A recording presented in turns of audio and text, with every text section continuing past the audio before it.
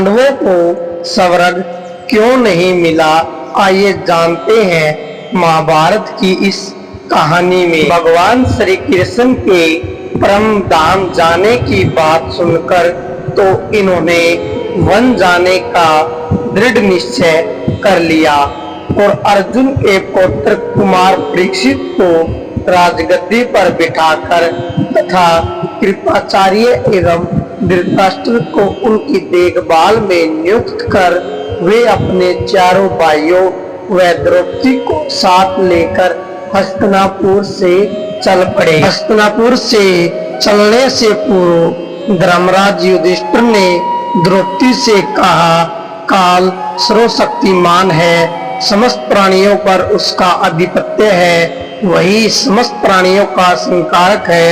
हमारे आराध्य देव भगवान श्री कृष्ण भी काल के बंधन को स्वीकार कर अपने लोक परम धाम में जा पहुंचे हैं। अब हमें भी उनका अनुसरण करना चाहिए।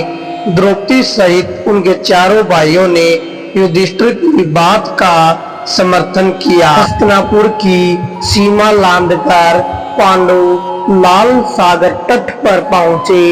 इनके वहां पहुंचते ही अग्निदेव ने साक्षात प्रकट होकर कहा, हे पांडु पुत्रों, यदि तुम सब मृत्यु का वर्णन करने का निश्चित कर रहे हो तो अपने सभी अस्त्र शस्त्र यहीं पर त्याग दो। अब आप लोग उनकी कोई आवश्यकता नहीं है। पांडवों ने अग्निदेव की बात सहर्ष स्वीकार कर ली और कठोर तपस्या द्वारा देवताओं से प्राप्त सभी अस्त्र शस्त्रों का वही त्याग कर दिया। लाल सागर तट से आगे बढ़कर उन्होंने देखा द्वारिका नगरी समुद्र में डूब रही है। श्रेष्ठ सुमेरु पर्वत के दर्शन कर वे आगे बढ़ गए। पृथ्वी परिदक्षिणा के उद्देश्य से कई देशों में घूमते हुए वे हिमालय को पार कर मेरु पर्वत की ओर बढ़ गए। सभी पांडव एकाग्रचित्त होकर भगवान का नाम स्मरण करते हुए तेजी से मार्ग तय कर रहे थे। ऐसा मार्ग में द्रौपदी लड़खड़ाई और पृथ्वी पर निर्जीव होकर गिर पड़ी। यह देखकर महाबली भीम को बहुत दुख हुआ। उन्होंने धर्मराज से पूछा, बड़े भैया, द्रौपदी तो अत्यंत विदुषी स्त्री थी और पुण्यात्मा थी, फिर भी वह इस तरह मृत्यु को प्राप्त हुई है। युधिष्ठिर शांत भाव से आगे बढ़ते हुए बोले, पांचों पांडवों की पत्नी होने पर भी द्रौपदी का हृदय धनुधर अर्जुन की तरफ विशेष आकर्षित रहता था। यह उसी का दुष्परिणाम है। अभी वे कुछ ही दूर चले थे, तभी सहदेव मृत होकर गिर पड़े। भीम ने युधिष्ठिर से पूछा, बड़े भैया, सहदेव जैसे विद्वान को ऐसी मृत्यु क्यों प्राप्त हुई? धर्मराज बोले, सहदेव को अपनी विद्वता व पांडित्य पर बहुत घमंड था, इसी कारण यह ऐसी मृत्यु को प्राप्त हुआ है। द्रौपदी व सहदेव को काल के मुख में समाता देख नकुल शोकातुर हो उठे। शोक की अधिकता से नकुल निष्पुष्ट होकर पृथ्वी पर गिर पड़े। नकुल की ऐसी दशा देख भीम को बहुत दुख हुआ। एक एक कर सभी निर्जीव होते जा रहे थे। उन्होंने पुण्य युधिष्ठिर से प्रश्न किया, बड़े भैया, नकुल तो अत्यंत रूपवान, धार्मिक व आज्ञापालक थे, फिर उनकी ऐसी गति क्यों हुई? युधिष्ठिर ने सहज भाव से उत्तर दिया, महाबली भीम, नकुल को अपने अद्भुत सौंदर्य पर बहुत अहंकार था।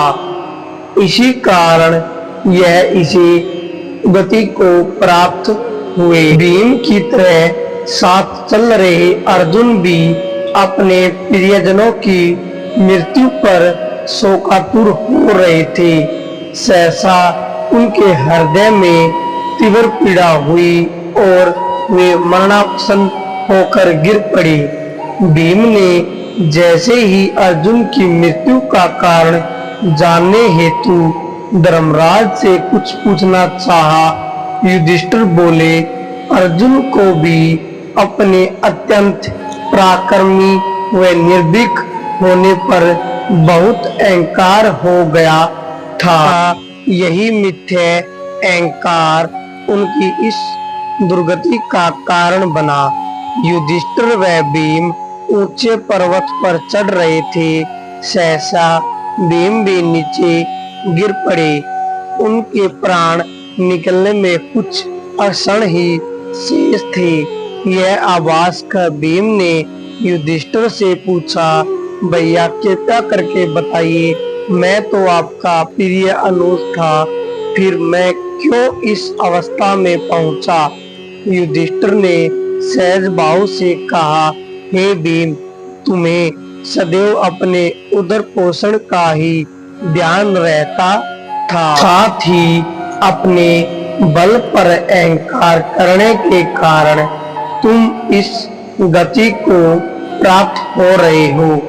यह कहकर युधिष्ठिर शीतल हृदय से आगे बढ़ गए और भीम ने प्राण त्याग दिए।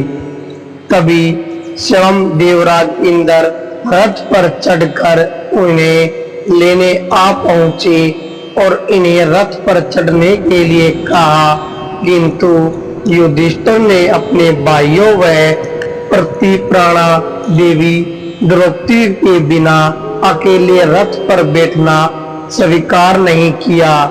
तब इंद्र ने इन्हें यह विश्वास दिलाया कि वे सभी आपसे पहले स्वर्ग पहुंच चुकी है। इंद्र की बात पर विश्वास कर इन्होंने रथ पर चढ़ना स्वीकार किया, परंतु इनके साथ एक कुत्ता भी था जो शुरू से ही इनके साथ चला आ रहा था। युधिष्ठिर ने चाहा कि वह कुत्ता भी उनके साथ चले, किंतु इंद्र ने आपत्ति जताई। इंद्र की आपत्ति पर धर्मराज युधिष्ठिर ने स्पष्ट शब्दों में कहा, स्वामी भक्त, कुत्ते को छोड़कर मैं अकेला स्वर्ग जाने को तैयार नहीं हूँ। यह कुत्ता कोई और नहीं था, स्वयं धर्म ही युधिष्ठिर की परीक्षा के लिए उनके साथ हो लिए थे। युधिष्ठिर की इस अनुपम शरणागत वत्सलता को देखकर वे अपने वास्तविक रूप में प्रकट हो गए और युधिष्ठिर को रथ में बैठाकर इंद्र एवं अन्य देवताओं व देवऋषियों के साथ स्वर्गलोक चले गए। उस समय देवर्षि नारद ने उनकी प्रशंसा करते हुए कहा, महाराज युधिष्ठिर से पूर्व कोई भौतिक शरीर में नहीं स्वर्ग नहीं आया हो, ऐसा सुनने में नहीं आया। स्वर्ग जाते हुए युधिष्ठिर ने नक्षत्रों एवं तारों को देवताओं के लोकों के रूप में देखा। फिर भी देवराज इंद्र से उन्होंने यही कहा, जहाँ मेरे भाई बंधु तथा देवी द्रौपदी हो वही मुझे ले चलिए। वहीं जाने पर मुझे शांति मिलेगी, अन्य कहीं नहीं। जहाँ मेरे भाई नहीं है वह स्वर्ग मेरे लिए किसी काम का नहीं।